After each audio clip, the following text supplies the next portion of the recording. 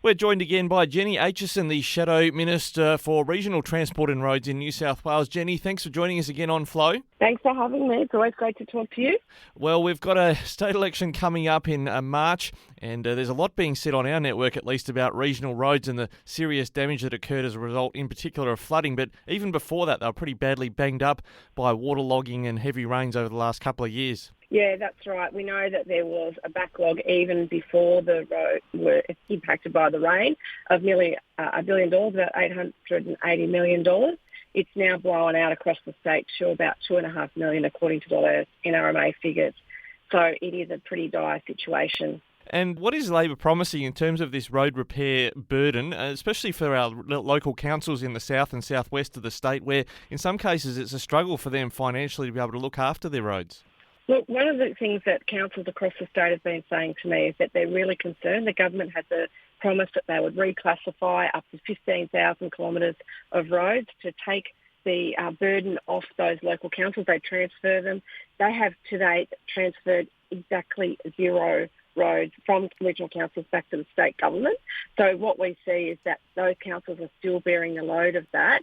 And in a lot of cases, they've been waiting 4 years for anything to happen on that. So we're still putting together our final commitments on this, because obviously we're waiting for the government's mid-year economic review to come out. That'll be later today, and then we'll be looking at what we can actually make commitments to. We don't know what they've spent. If we look on past performance, not a lot, or they've wasted it. I mean, one of the things that really concerns me is the waste of money on these Sydney transport projects, trains that don't fit the tracks, ferries that fall apart and can't go onto bridges. There's some $17 billion in failed transport projects in Sydney. Now, just $2.5 billion of that would fix the entire state's road backlog, and this government has not done that. When it comes to that reclassification of roads, we have spoken previously with your fellow Shadow Transport Minister, John Graham, and also Sam Farraway, your opposite number on regional roads and transport. Was the history on this that there were some roads that were state roads that Labor gave to councils, and now the move is for the councils to take them back? Or is there some more history to it than that?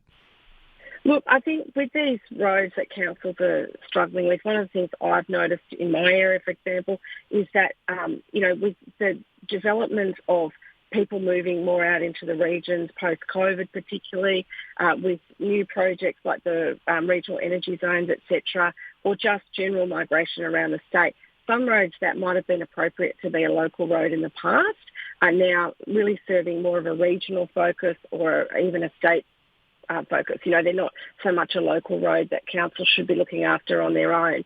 And that was the idea of that commitment that the Liberals and Nationals made. However, they have not met that commitment. That's the problem. And in the meantime, they've given very little money to councils to actually help address the roads backlog. A lot of councils across the state didn't even apply for the regional reclassifications because it was such a poorly articulated policy. They thought if they might have been a city in their title of the council, even though they're in a regional area, they didn't actually apply because they thought it didn't apply for them. Some were concerned about losing block grant funding. Others were told that they would have to get the roads up to a particular standard before the state government took them over, and that there'd be no funding for that. So it's really been a failure on every level. And the worst thing is it's taken 3 years to get that report back from the independent panel, and it's been sitting on the minister's desk for 3 months on the eve of an election with no indication of what their plans are in terms of implementing it. Well, I noticed Sam Farraway said on our network not long ago there was a grant program they've put forward to repair regional roads, and he was keen for councils to apply so that they could make an announcement, I'm paraphrasing here, before the election. Is it a bit of too little too late on regional road repair? Look, certainly it is. I mean, if we look at the last couple of years particularly, just with those massive floods since March 2021, they could have come out any time in the last 2 years and really gave this money. They've done it all at the last minute and made these announcements. And a lot of the councils that I speak to are concerned it's based on a per kilometre rate. So councils that have got a lot of kilometres of road but maybe not so much damage would be getting the same money as some councils which have had entire road networks washed away through the floods.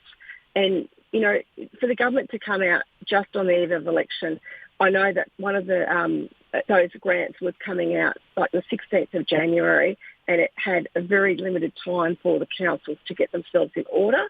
This is the same government that ripped $80 million out of the Fixing Country Roads program and left 69 applications just sitting there waiting for nothing. And it wasn't until Labor told people about the switcheroo, that they'd stolen the money out of the program, that money went back in. Well, we don't even know where it came from again. Well, I'm a big fan of the switcheroo being used more in politics. It's a great term and sums it up nicely. Jenny, before we go, something we've talked about with the repair of regional roads is after flooding has been this concept of betterment, making sure that we don't just build the same road back again, but that we restore it to a better level. Sam Farraway, your opposite number, said that's being trialled in northern New South Wales after their flooding. He'd like to see that more broadly. Is it something that's going to be built into Labor's position on repairing roads affected by flooding, that we build them at a better standard? Look, certainly it was Janelle Saffin, the Labor member for Lismore, who first brought up this term in relation to those floods. My colleague Nick Beach, the Shadow Minister for Regional New South Wales, has talked about betterment. We talked about that when we were talking about the bushfires as well. It's build back better. That's a really no-brainer, I think, for community. When you look at the money that the Liberals and Nationals have wasted on failed civil transport projects, they can't be trusted. They don't understand that, it's so hard getting money into the bush. If we can get that in there and make sure that it does the right job, then that's the way we want to go. Well, Jenny Aitchison is the Shadow Regional Transport and Roads Minister. Thanks for joining us again today. Jenny, maybe you'll be the Minister next time we talk. Who knows? Who knows, Ricky, but I'm always happy to talk to you. If I can talk to you again before the election, I'd be very excited to.